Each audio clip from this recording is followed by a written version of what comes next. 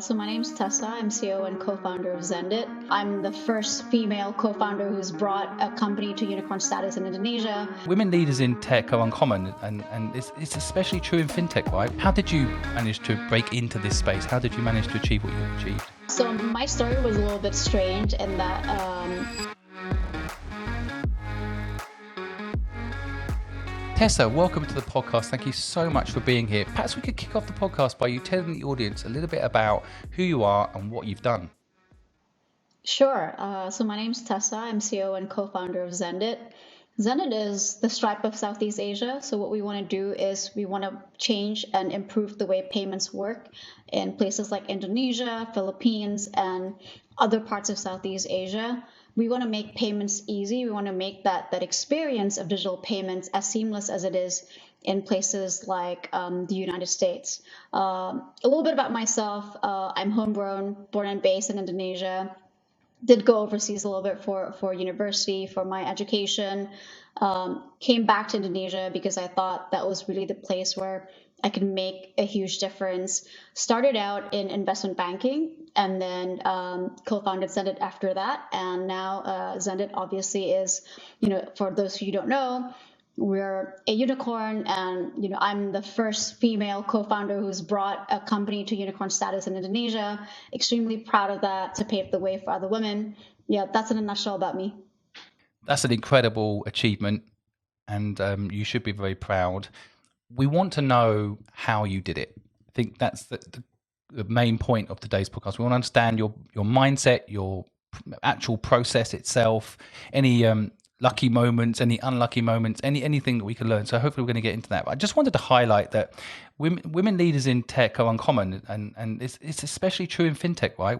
I was just reading a stat that only 7% of leadership positions in the fintech space are women. So how did you manage to break into this space? How did you manage to achieve what you've achieved? Yeah, so I think you spoke a little bit about being lucky. I was actually, I think, quite fortunate to be kind of in the right place at the right time. First things first was when I was in private equity. I didn't have a finance background.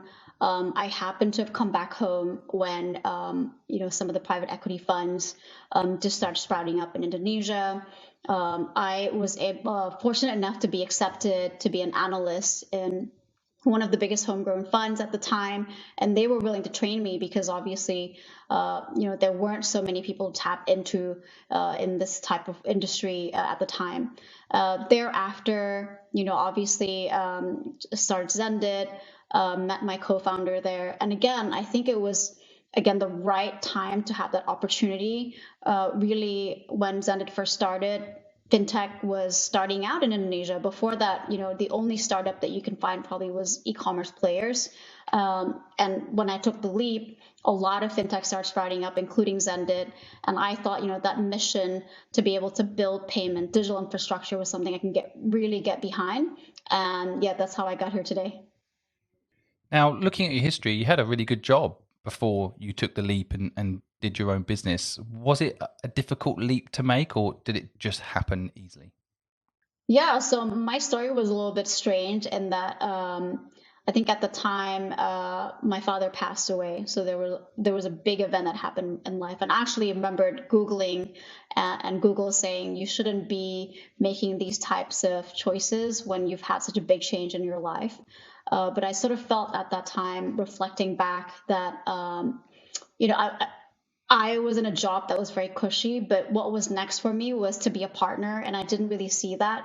So, private equity in Southeast Asia, what we were investing in were traditional businesses. They were all started by entrepreneurs, but mostly, to be frank, old men. And I didn't see myself being a partner and selling to these entrepreneurs, because a lot of the deal was happening during dinners, karaoke, and I couldn't do that as a woman. So that was when I thought, okay, I need to change. I need to be able to do something that makes a big impact. I need to do it in a place where I can be comfortable with how I work and how things are run, and to create something that's just going to be super awesome for the country. And you mentioned earlier you met your co-founder. Was it love at first sight? Was it an easy partnership to construct? How did it play out?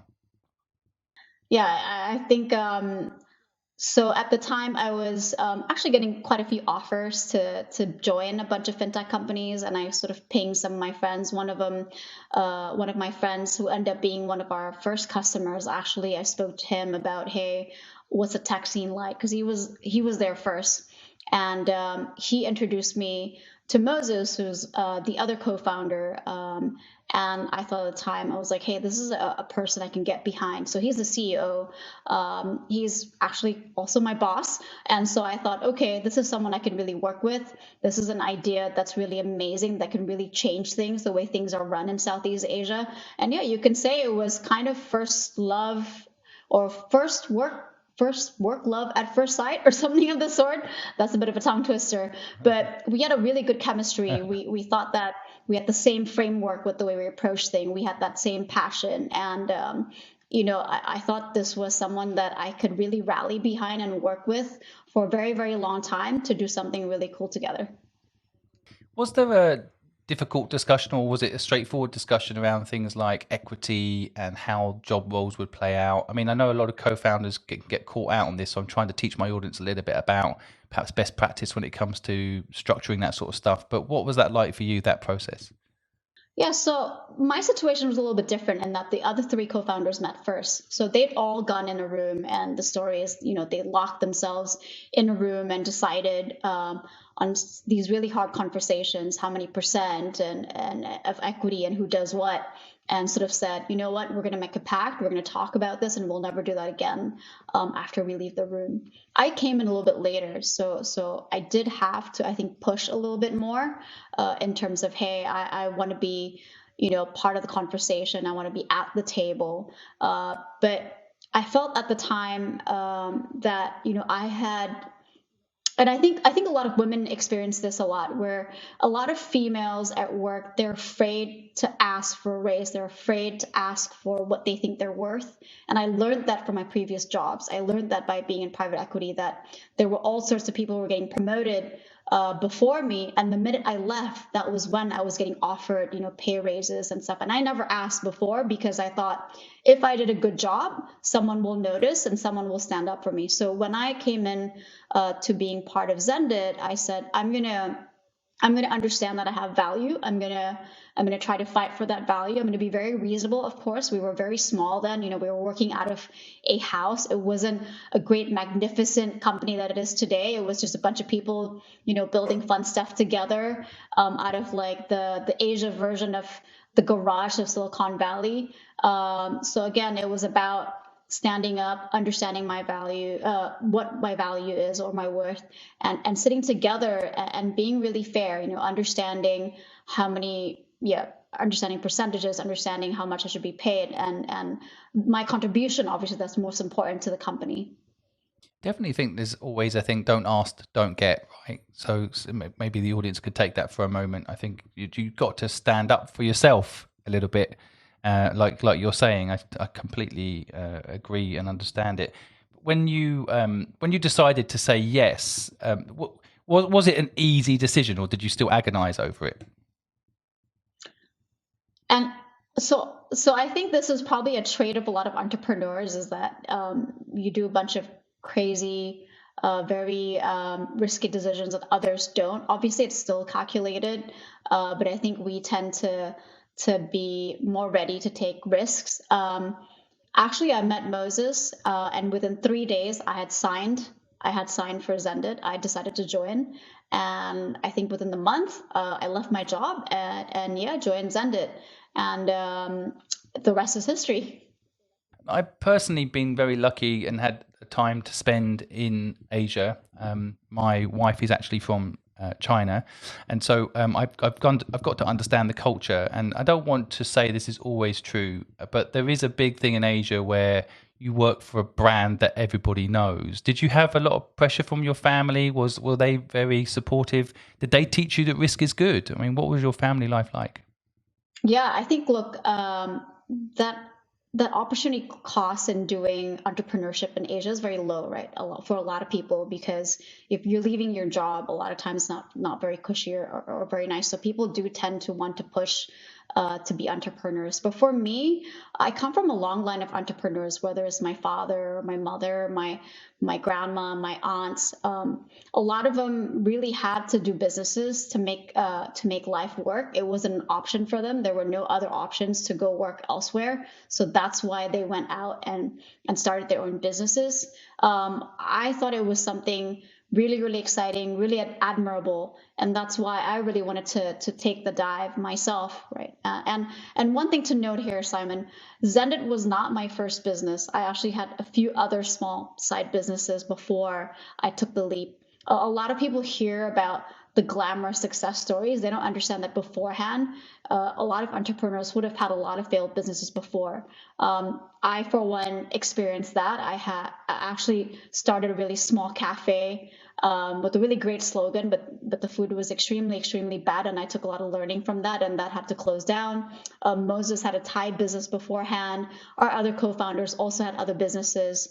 So I think for all of you entrepreneurs out there, you won't always succeed the first time around, but every time you learn something, and don't worry, for every success story, there are a lot of people who've fallen down before and get back up to build something cool like Xendit after. I think there's such an important message, and thank you for highlighting, the whole concept of people should fail, experience failure. It's a good experience to fail, and I think a lot of people that don't take risk, perhaps don't are listening to this and don't want to start their own business because they might fail. Perhaps forget the point you're highlighting, which is you're probably successful today because those things failed, right? You needed it. That's definitely very true. Yeah. And you can calculate all the things you want, anticipate everything you want when you're starting a business, but you're always going to be faced with different challenges that you would never even think about. If you've thought of fires happening, it probably won't happen because you've anticipated it. So any problems you have in a business, it'll be like, wow, I really didn't think it would go there, right? When you told your mum you were working for this company, what did she say? What was her feeling about this business?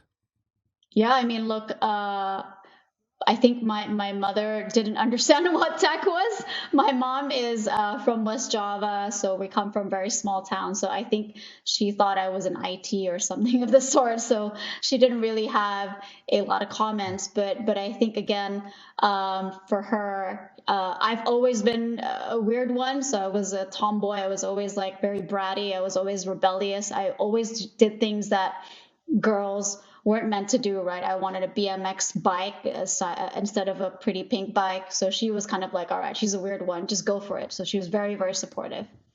BMXs are the coolest bikes, though, so completely understand that. I think, I guess part of what I'm asking as well is did you have a strong support network around you to make this leap? How did it work? I mean, I know myself, businesses I've had, I think they've only been successful because of the people around me that have kind of let me go and work crazy hours for like a year without seeing them, for example, like having that right support network. Did you build that around you? Did you have that around you? That's definitely the case. For me, I had a really understanding husband. A lot of my friends who are women as well, a lot of them are stay-at-home moms, so I was a little bit different than the rest of them. And usually it's the husbands who go out to work, and I'm expected to stay at home. He understood that I have a lot of different passions, and I really want to go out there and make a difference. And he was extremely supportive, as well as my close friends. They understood that for the first year or two of Xendit, I was missing. I was like, it was as if I've fallen from the edge of the earth because when your company is growing that fast, there are a lot of fires you need to fight. You need to keep up with that growth, and you really have to focus on growing the company. And so I think definitely that support structure is really important. People who understand, who leave you to kind of explore what you want to do, who will be supportive when you're having a hard time, who will listen when you have a hard time, and who will let you be, who will let you achieve your dreams. I think it's extremely important and can be the difference between success and failure. like when people say that they're self-made, I always think about all the people that must have helped them get there. You know, there's no self-made really, and I think it further proof. I think having the right support network, you in my mind, you're further proof. Having the right support network means we can achieve anything, but without that support network, it's a lot harder. It's still achievable, but of course, having that partner that understands you're going to be working late, you're going to be working weekends to make the business initially work, and they get it. That's a special relationship when it's like that. Did you know straight off that this business was working? I mean, did you feel at the beginning it was a slam dunk? What was the emotional process of the business? Did we think it was going to be a slam dunk? Definitely not. You know, when I joined, actually, we did a race. Moses and I, we both had our hypothesis of what would work, products that we could roll out in the market. So we ran this experiment in parallel. Unfortunately, at the time, I failed. So my product was to basically Shopify Lite for SMEs, for small business owners, and Moses' product was the payment gateway as you see it today, or at some part of the product you see today. And we ran that in parallel for 3 months. We had to kill the business that I was running, or the experiment, and then we continued on and focused all hands on the payment gateway, and that ended up being success. But obviously, along the way, there have been many challenges, many times where we thought, this is it, we're not going to make it. But somehow, through sheer hard work and just focus, we've been able to drive Xendit to be where it is today. Very interesting insight there too. Again, don't want my audience to miss it. I feel like you had a hypothesis around two potential business models, and you ran both by dividing and conquering, and then one out. So you kind of hedged your bet a little bit there. It's quite a clever way to build a company, isn't it? Yeah, definitely. I mean, it's a startup way, right? To have a hypothesis, to test it really quickly, to roll things out in the market really quickly, to verify if there is interest, and then to be ruthless to say, this is not going to work out. Let's work on the next thing. I think it's something really great for people to learn. I mean, the big thing I learned from that very first product that I made was that, the way we did it, it wasn't exactly fantastic. We threw in a lot of resources. We built something that was too complex. We didn't listen to what the customers were demanding, or the feedback that were given, and that ended up not being success. Whereas the payment side, the payment gateway, we understood what customers wanted. We built MVP. We built something very simple, and we iterated often. So I'm a big believer in that way of doing things, and I think it's applicable to different kinds of businesses, not just tech industry. It's all about building what your customers want. It's about iterating quickly. It's about rolling out things in its simplest form so that you can get that feedback extremely quickly from your customer. It is an interesting point though, because I think sometimes when people hear advice about starting a business, they'll say focus on one product and make it work. It does sound like at the beginning you divided your resources into two to work on these two different products. What I guess my first question is that a good way to go? And second is, when did you know to kill it? Was it just obvious because no one was using the second product you built, or how did you know to kill it? That's quite a brave thing to kill something you spent a bit of time on. Yeah, so I think the longer part of the story is this. When we first started out, we started as a Bitcoin app. So we were doing we were doing remittance through cryptocurrency at the time with Bitcoin. That didn't quite work out. The growth, the numbers weren't there at all. There was no uptick. Obviously, it was 2015, and that was just way too early for cryptocurrency. Then we had to pivot to something else. When we did pivot, that was when we decided to run two experiments because we were lost. The growth numbers weren't there. What do we do now? So we decided to run two hypotheses. This is probably not what I would recommend when you're just starting out, but if you're stuck and you think your product isn't working out, I definitely recommend having these split teams, testing out different products and seeing where you can find product market fit. Our measurement is extremely simple. I talk about the rule of threes all the time, right? So 30% month-on-month growth. That's what Y Combinator taught us. So if your product is not growing 30% month-on-month, whatever your metric is, then you should probably face the facts that there may not be product market fit there. in the beginning, it's also about finding customers. So for us, it's find 30 customers who'd use your product, get that feedback. So if you don't have that growth rate and you can't find 30 customers, very, very likely that you don't have the right product that the market wants or that customers want. The third thing for us is that benchmark of 3 months. So if you're going to roll out something really quickly, you're going to run it, and you don't see that growth within 3 months, it's probably a good sign that things are not working out and it's time to kill that product. So I think that rule of three has been really, really valuable. And that's where we decided that, hey, that SME app, it's not going to work out. Let's kill it now and put our resources elsewhere, so that we can continue to grow, and build what customers want. You need very strong discipline to follow that rule. I know myself, I built businesses and like 3 or 4 months in, I'm like, just another 3 or 4 months. Let's just see. You have a sunken cost. You're invested. You have to be really strong to follow that rule, right? I mean, 3 months doesn't sound very long anymore either. No, but look, I think that's what you were just saying. A lot of entrepreneurs get fixated on their ideas. They think it's brilliant, and they think, this is something that's customers want or the market wants, and I'm going to stick to it no matter what. So you get really, really, you fall in love with the idea, right? Not really what customers are asking for. I always say, look, maybe Steve Jobs can do that, but there aren't very many Steve Jobs out there. So unless you're, in the absence of that absolute brilliance, these frameworks can work to be able to build a really nice, solid business. Yeah, I think a lot of us have to say, hey, maybe we're not quite as amazing as Steve Jobs, but we can build something great anyway. So use that rule of three framework. Totally. I guess the other thing, there's so many things in your history that fascinate me, but one of the things a lot of our audience ask about is raising money. Now, I'm just reading, this might be wrong, so correct me if I'm wrong, but your company's raised 538 million US dollars. Just in a Series D recently, 300 million. Tell us a little bit about that. I mean, it sounds like, of course, a lot of money, which it is, but is it easy to raise money? Did it just happen naturally in the early days until this point, or tell us a little bit about that experience? It's definitely not easy to raise funds, I have to say.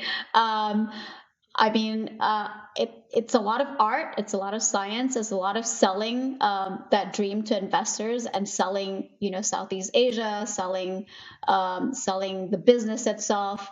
I think it's definitely been a really challenging journey for us in terms of fundraising. I wouldn't say it's a piece of cake, but we've been very fortunate that growth, the numbers just speak for itself. So I think we've been extremely, extremely proud in terms of our track record of fundraising. We were the first Indonesian company to get into Y Combinator. Before that, a bunch of our investors would ask like, "Oh, is Indonesia in Bali?" And we'd have to say, "Not quite, but okay, good enough." And we've been able to pave the way for other companies in Southeast Asia now to be part of YCOM. We were the first Southeast Asian company to be invested in by Cell as well. So again, breaking these bamboo ceilings, and that comes with a lot of hard work and improving that track record, and also being able to tell the right stories. They'll excite investors to come into Southeast Asia, right? So definitely a lot of hard work, but very, very proud of the results that we've had so far. The process of raising money, is it about selling the future, or you mentioned they're selling the region, but actually the business itself? Do you actually have to almost? I don't want to say this the wrong way, but like fake it till you make it. I mean, of course, you're doing incredible numbers and built an incredible business, but before that, at the beginning, are you selling a dream that may or may not happen? How do people who are listening learn how to raise money? Yeah, I think, look, if you're playing this game of startup life where you want to grow really fast and therefore you need investors' money to be able to pull that growth, you definitely have to not only sell your products, not just the dream, but you're selling how big the market is, what the opportunities are, right? You're almost selling, you're selling the region. We're selling Southeast Asia every time we speak to our investors, that it's an exciting place to be. It's the next market, right? We say all the time, look, Indonesia, 50% of the population is under 30. It's prime. Everybody's, coming online, 120% phone penetration. So you have to get that excitement, because you have to understand, for a lot of our investors, for example, we're the first investment in Southeast Asia. So they might not be extremely familiar with the market, but they know that it may be something that they should be excited about. You'd be surprised, but a lot of people don't even know that Indonesia is the fourth most populous country in the world, right? We're kind of the dark horse. Nobody knows about us, and it's a really exciting place to be. So definitely, if you want to play that startup game, you have to be able to sell something big, right? No one's going to go to investors and say, I'm going to build a product for 10,000 people. It has to be, I'm going to build something that hundreds of thousands of people or hundreds of millions of people can use. And that's where the excitement is. There was a time when businesses that invested in businesses in Silicon Valley wouldn't invest unless you were in Silicon Valley. So do you feel that that's changed now? Do people listening that are all over the world, they can get investment? Oh, definitely. I mean, I think before Southeast Asia, obviously there was excitement with China and India. So I think we're lucky that investors are willing to look further out than at the Silicon Valley. I think if you're talking about innovation, where the excitement is, it's going to be Southeast Asia, and especially in payments. In the Western world, everything's very cards based. So I think there's not any more excitement there. But if you're talking about a place like Indonesia, Philippines, other parts of Southeast Asia, because we've skipped credit cards for other payment methods altogether, that's where all the innovation is. And I think investors are definitely very excited. And especially, again, by the way, today's market, right? A recession's coming. A lot of investors are going to be a little bit more cautious. Growth rates are going to start to taper off in the Western world. Where else are you going to look? It's going to be somewhere like Southeast Asia, where there's still a lot of opportunity. Digitalization, the tech scene is very early stage, so there's a lot of room for growth still. So I think Southeast Asia is definitely the place to be. Now, I know you are the co-founder team, there's four of you, right? So how do you make that dynamic work? Because I know I've got three brothers and we're always arguing. So how do you make sure that you work as a team and don't have conflict?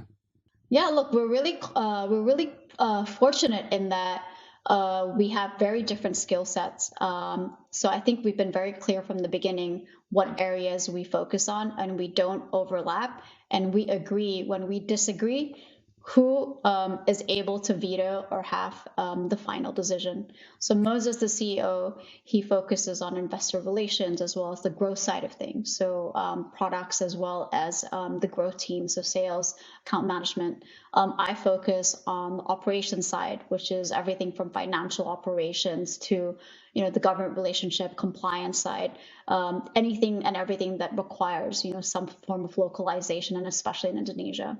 And then Bo and Juan focus on the tech side. So I think we've been very fortunate that we have very different skill sets, so we can definitely just focus on our orgs and grow that part and make sure that we're doing the best for Xendit. I think I would recommend, if you want to do business with someone, rather than finding someone who are your friends or someone you may like in real life, it's about finding complementary skill sets, so that you can make the business work. Yeah, such an important point you're making there. I think a lot of people do work with people that they like, but that doesn't mean you've got complementary skill sets, which is where the problems come in. Again, I've worked with my brother, so I know this. I liked him, but then we worked together. We didn't have complementary skill sets, so it caused a problem. So it's a really important insight there. Do you, of course, you've been building this business since 2016. Do you, when you look back at the journey building this incredible company to this unicorn status, do you feel like there's some lessons you've learned along the way that are worth sharing? Any things you would have done differently looking back now? Yeah, I mean, there's definitely a lot of lessons for us. I think definitely one part is there's no replacement for hard work, right? We may say we're lucky to be in the right time in the right place, but the harder you work, hopefully the luckier you get. That's one part, right? In the beginning of your startup's life, or in the beginning of any business that you're starting out, you're going to have to work day and night, and nothing beats that hustle, right? We were able, for example, to get some partnerships from bigger names because we were always early. We were always the first one in the room. We always over delivered in whatever was being asked. We always delivered extremely, extremely fast. And that's really, really important in the early days. Another thing was to have thick skin. I think that was really, really important. 5, 6 years ago, Mose and I look a lot more baby faced than today. We had that. We were just brave enough to go to knock on the door of some of the biggest banks, and we said, "Hey, we'll deliver you, $1 million in transaction volumes a day." And they're like, "Who are these people? Who are these kids?" Right? But we were able to make it. So I think having some of that thick skin when you really believe in what you want to do is definitely very, very important as well. Some learnings, I think. If I had to do things over again, would be first things first. I think Xendit was the first time I ever managed anybody, ever built teams. I think harnessing powers of other people are extremely important. I think we'd like to think that we can do everything ourselves, but the power of many is a lot better. But I think I learned a lot about managing people through my time at Xendit. The very first person I hired and I managed, I think I did so badly, I ended up having to fire this person twice when I let the person go. That was a testament to how poor a manager I was. But I think now, hopefully, I've learned a thing or two, and I've been able to, kind of be in the stage where I can empower others to help Xendit grow. So yeah, I think few lessons: have that grit, thick skin, empower your people, and hopefully that business will grow, to rocket ship. I love the humbleness of that answer as well. The way you can accept that you didn't know what you were doing at first, and I'm sure that if that person who you had to let go is listening, they'll be somewhat happy to hear that it wasn't them, it was you. No, yeah, I think definitely managing people is hard, and there's a lot of learnings from all that experience in the past. And yeah, hopefully, if the person's listening, at least they taught me something, a thing or two about being a manager. Yeah, it's very very nice to hear. Frankly, someone that's as successful as you sharing that you had to learn the hard way these things, and I've been through it myself too. When I first hire people, you can't tell them that you don't know what you're doing, so they don't know. But yeah, it resonates, and I think it's an interesting process that we all go through as we try to learn things on the go. Yeah, the other thing you mentioned it, but I just want to go a little bit deeper. You mentioned there, knocking on the doors of the big banks. So what I noticed about when I read about what you've done is like the quality of the investors, the big names you've got on board, the brands that you work with. All of them are big names. How did you get these big partners like Grab, for example? For anyone living in Southeast Asia, they'll know just how big Grab is. Maybe for my listeners in the US or America, you won't know, but it's bigger than Uber. But how did you get brands like them on board? What was the hook? Yeah, for us, the first things first is about building what customers want. And I think that sounds extremely simple. But again, a lot of us don't end up doing that. We end up getting wedded to the idea of what we think customers want. We don't ask that question. So we are not providing things that are actually useful for them. In terms of that hook, again, a lot of it was about saying, "Hey, we'll build what you want. We'll do this quickly. We'll do it with speed. We'll work with you to be able to provide the best payment experience in market." And that, I think, is something extremely valuable for an entrepreneur, right? Being able to deliver fast, being able to build what your customers want with a lot of agility. I think it's super duper important in every stage of your company's life.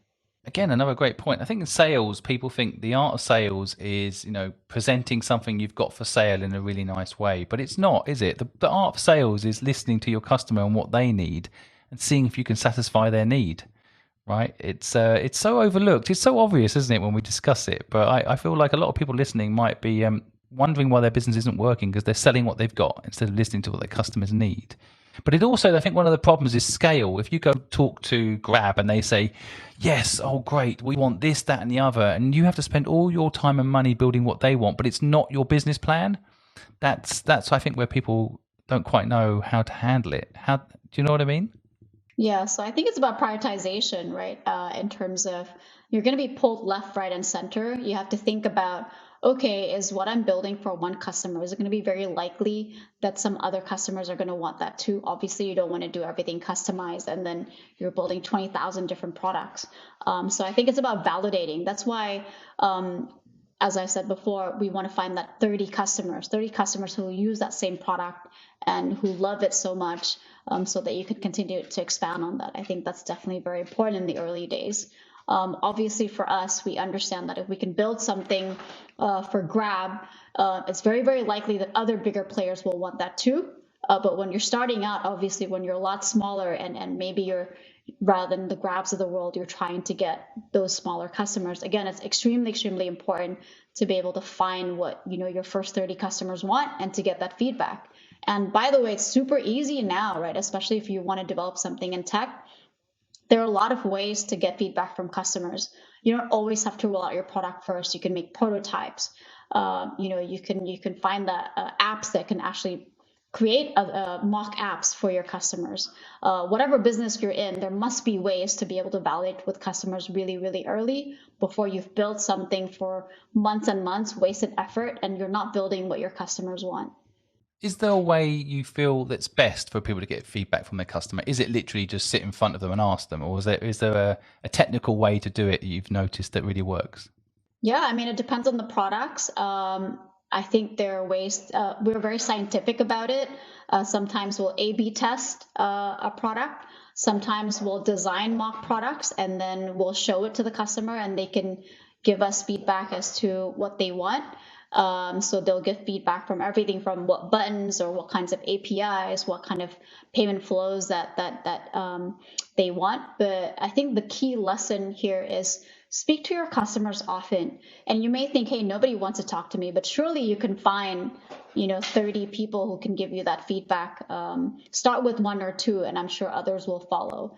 And make sure you're asking the right question and make sure you're asking it systematically, right? It's not just about asking random questions to people, but craft your questionnaire, craft what it is you want to know. Build very, very specific parts of your product first and get that feedback and then continue to iterate and develop that product. Whatever business you're in. The other thing I noticed about, I guess, the way you're building out the business is you've recently made some investments. Tell us a little bit about, maybe for people listening, if they like to get an investment, how do you decide what investments to make, and what's the strategy when it comes to investing in a business?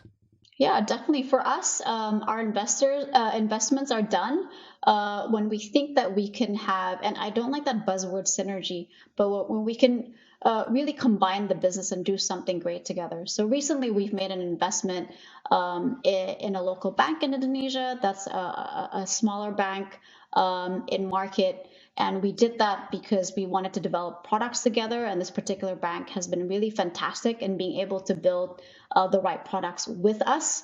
So we thought that that investment will get us to a better cooperation together with this particular bank. So that's one part. The second investment we did was in another payment player in the Philippines. We are present in the Philippines, but obviously this particular company we invested in have been there much longer. So they already have all the partnerships, a lot of the products that might be required. So I think, again, it was a no-brainer to do that. It showed that we're committed to the market and we're committed to expanding our product suite to serve our customers. So that strategy really is about what can we do together? What else can we build together for our customers? And that's why we've invested in these companies. And when you're looking in the future for businesses to invest in, is there, so you mentioned there, which is interesting. So you see a company that and I hate the word synergy too, but you see you similar business model, but they're doing it in a market that you want to be bigger in. So instead of spending years building it on your own, you join forces basically, right? So is that something you think is a growth strategy people should think about? Like if they're listening and maybe they're thinking, well, I've got a business in the UK, but maybe I want to grow in the US. You think that's the right way to grow? Maybe buy in or partner up with an existing potential competitor? I think definitely, but it also depends on the stage of the business that you're at. Obviously, if you're still building your product, you're still finding product market fit, that's probably not the right time to do that. But if you've been able to, prove that this is your product is in demand and you want to be able to scale up a little bit faster, that may be the way to go. I think still, though, at the end of the day, in order to succeed, you have to focus on your own products. Partnerships are good, but don't forget that you should be building your own products that customers want. But again, if you want to go to market a little bit faster, you might want to do those cooperations.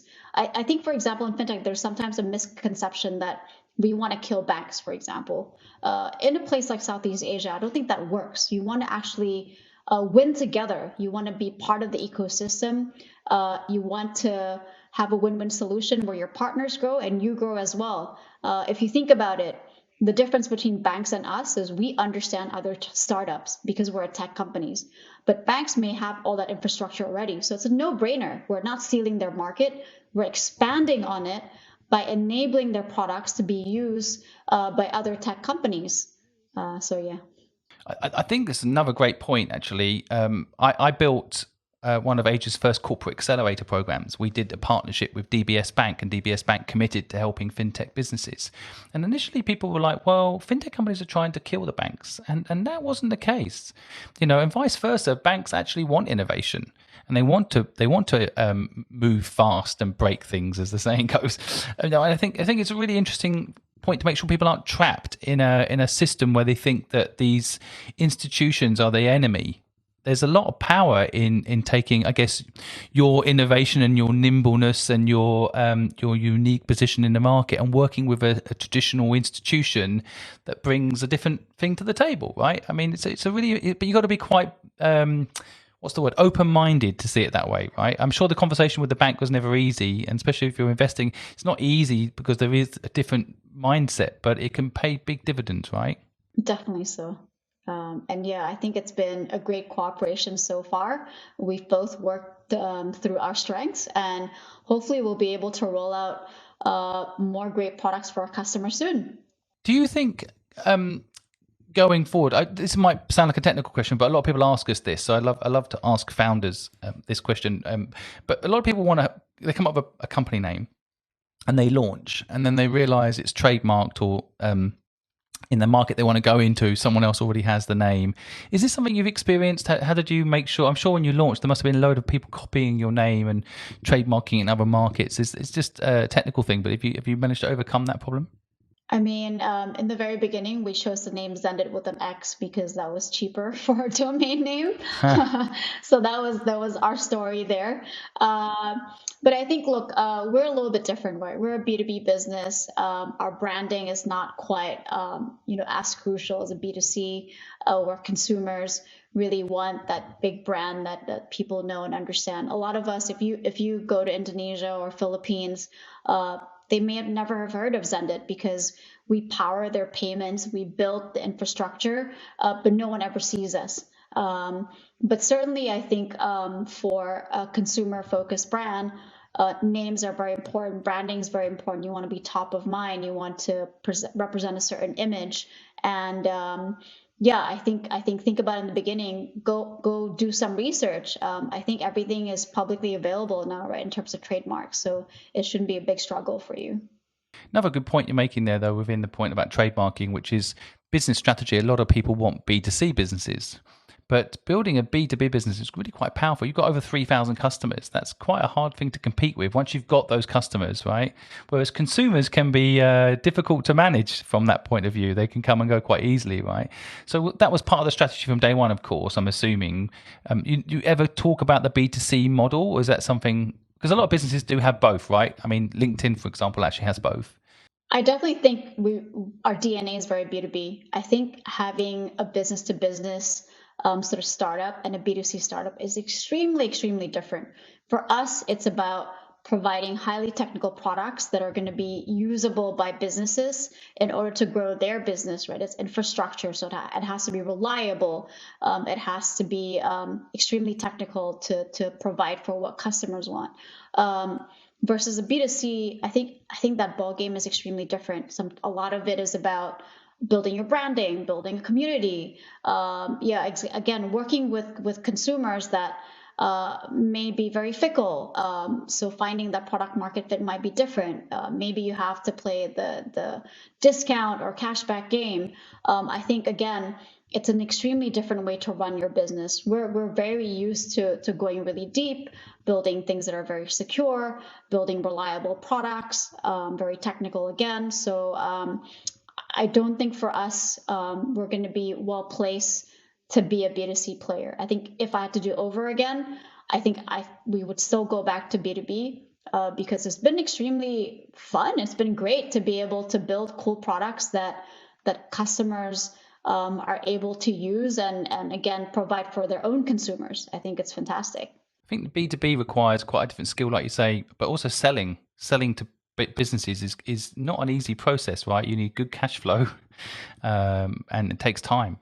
Oh, definitely. I think selling to bigger players, especially, there's a lot of process to be done, a lot of going back and forth, a lot of understanding of the technicalities. It's definitely extremely different than how you'd approach a B2C business. But again, I think that ability to build some really cool infrastructure is very exciting for us, and that's definitely where we should be. I'm just looking at the volume of traffic. Like you said, you've got 3,000 customers, but like 15 billions worth of transactions, and just crazy numbers that you're doing through your platform. And I guess that, as you say, because you've done a B2B strategy, your customers have the customers to give you the volume. So you've only had to do 3,000 sales, which is huge amount of work, but once you've done that, your customers have customers, and that creates the transaction volume. I probably said the amount of transactions wrong there. It's basically the volume of transactions jumped recently from 6.5 billion to 15 billion. So that's that's crazy. That's crazy growth. Because that's the other thing I wanted to ask you was like the growth side. I mean, you start off as a let's say a small company, and then you become this big billion-dollar company. And what as an individual, how's that been for you? Is it hard to adjust to the bigger business, or is it something that just naturally come to you? I think definitely it's been a big challenge. They say that when startups grow from, 50 to 100, 100 to 500, 500 to 1,000 people, you become a whole different company. So I think it's been challenging from many different ways. Firstly, from having to suddenly go from doing everything yourself to having to manage people. Secondly, you're not just managing people, but now you're starting to hire a lot more professionals who may be experts in what they do, who are more of an expert than you. I think that's been extremely tough as well. And then on top of it all, right now, Xendit is no longer just a one country player. We've now gone regional, so we're in more than one market. Again, a very, very big challenge. And sometimes actually, the weird part of it all is a lot of this happened through the pandemic. So most of the time I'm just sitting here in my chair. So you're saying how the transaction volumes have grown and everything else. But the past 2 years, I've just been sitting here doing a lot of calls through Google Meet. So I think it's been very mind-boggling. It's a great roller coaster ride, and oftentimes I think it hasn't hit me yet. I'm just kind of sitting here trying to get the company to continue to run, really. Has it surprised you how successful the business has been? In a sense, yes, but also we've worked extremely, extremely hard to get here. It wasn't an easy journey. There was a lot to do with finding that more product market fit. There was a lot in navigating markets like Indonesia and Philippines. There was a lot of how do we build the right products for customers? How do we sell these right products? How do we sure that it keeps working? How do we how can we make sure things don't break? Because I think the analogy of building a startup, it's like building a boat, driving a speedboat while you're building it at the same time. I think that's a very true analogy. So you're just constantly trying to keep up with that growth, which is a good problem to have, but problems nevertheless. Well, it's been wonderful having you on the podcast. I want to thank you for your time. I've got one last question before we let you get back to running your incredible business. If you went back to your younger self and gave some advice, what would it be? Yeah, I think for me, it would uh, be less afraid, be more confident in yourself. Dive into these new things, and things will be okay. I think, definitely when I was younger, because I didn't have that background in terms of, I didn't study finance, and then I didn't, obviously, I'm not coming from a tech background in building a tech company. So there was a lot of fear, there was a lot of uncertainty, and a lot of, not very confident moments in life. I think if I were to look back, I would say, things are going to be okay, as long as you've got the right framework, as long as you keep going and do the hard work, be confident and be bold and go for it. You are an inspiration, and it's amazing what you've achieved through your hard work, and your knowledge is mind blowing. I'm personally going to listen back to this podcast and learn again. So thank you for taking the time again to share. Really amazing, and thank you for being that inspiration to us all. Thanks so much for having me. I hope you found today's podcast both inspiring and useful. And if you need more help, visit purposefulproject.com, where all the resources to help you start and grow a business are free.